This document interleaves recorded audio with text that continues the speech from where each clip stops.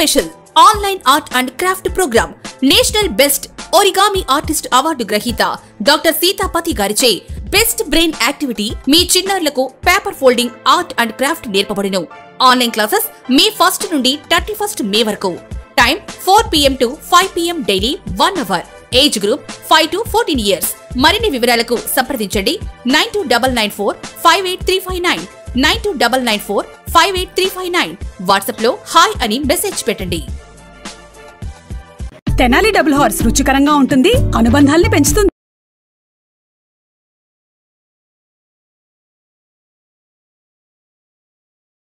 మనిషిగా పుట్టడం ఒక వరం. మరణించే ముందు తనకు ఒక సొంత ఇల్లు, తన వారంటూ ఉండాలని, అలాగే తల కొరిగి పెట్టేవారు కూడా ఉండాలని చాలామంది భావిస్తూ ఉంటారు. కానీ అనాథల విషయంలో అటువంటివి ఏవీ ఉండవు. వారి మరణమే ఎవరికీ తెలియదు. ఎక్కడో పుట్టి, ఎక్కడో పెరిగి, ఎక్కడో మృతి చెంది అనాథగా మున్సిపాలిటీ వారి చేత ఈడ్చివేయబడుతూ ఉంటారు. అయితే అటువంటి అనాథ శవాలకి తానే దత్తపుత్రుడిగా మారి మానవతా దృక్పథంతో వారికి దహన సంస్కారాలు నిర్వహించడమే కాకుండా హిందూ సంప్రదాయం ప్రకారం వారి అస్థికల్ని శాస్త్రోక్తంగా పవిత్ర కాశీలోని గంగా నదిలో నిమజ్జనం చేస్తున్నారు తెనాలికి చెందిన కుర్రా శ్రీనివాస్.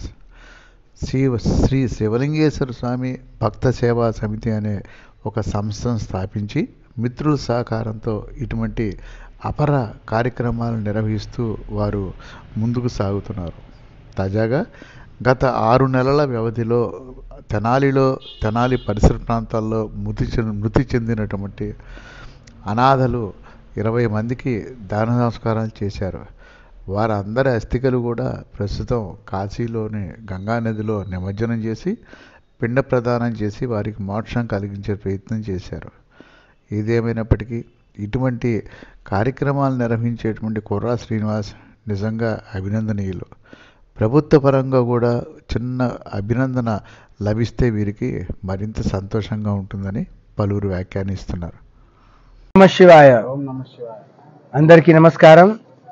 ఈరోజు శ్రీ మణికర్ణిక మహాపుణ్యక్షేత్రంలో కుర్రా శ్రీను గారు మళ్ళీ ఒక్కసారి వచ్చారు.